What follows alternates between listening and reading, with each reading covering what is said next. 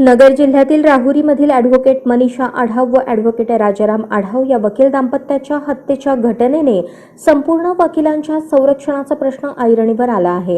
या घटनेचे तीव्र पडसाद राज्यभर उमटले आहेत।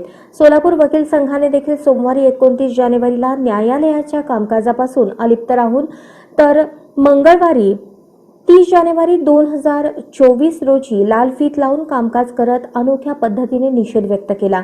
यानंतर बुधवारी 31 जानेवारीला जिल्हाधिकाऱ्यांना लेखी निवेदन बारचे अध्यक्ष ॲडव्होकेट सुरेश गायकवाड यांच्या नेतृत्वाखाली दिले।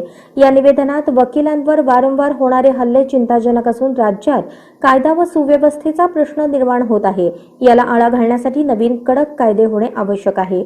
वकिलांच्या संरक्षणार्थ देखील ॲडव्होकेट प्रोटेक्शन ॲक्ट हा नवा कायदा तातडीने अस्तित्वात आणावा अशी मागणी केली आहे।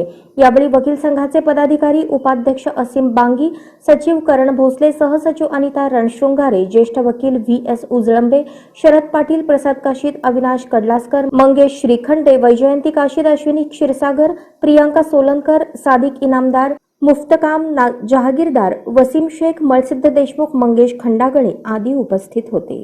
मी ॲडव्होकेट असीम बांगी, सोलापूर बार असोसिएशनचे उपाध्यक्ष आहे।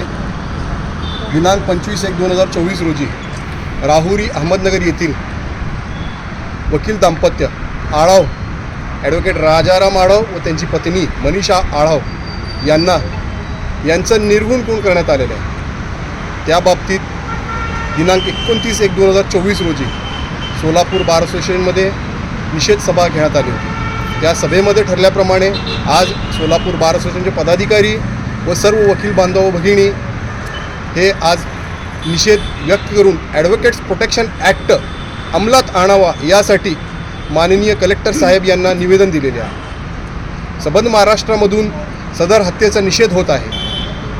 वकिलांवर होत असलेले अन्याय व अमानुषपणे वागणूक व मारहाण, शिवीगाळ या सर्व कारणामुळे वकील बांधव वैतागलेले आहे। जे वकील पक्षकारांचे हितासाठी काम करत आहे त्यांच्यावर ही वेळ येऊ घातलेली आहे।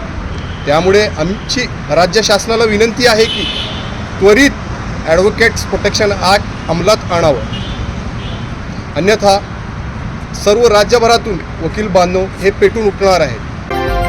आजच स्मार्ट महाराष्ट्र न्यूज चॅनलला सबस्क्राइब करा।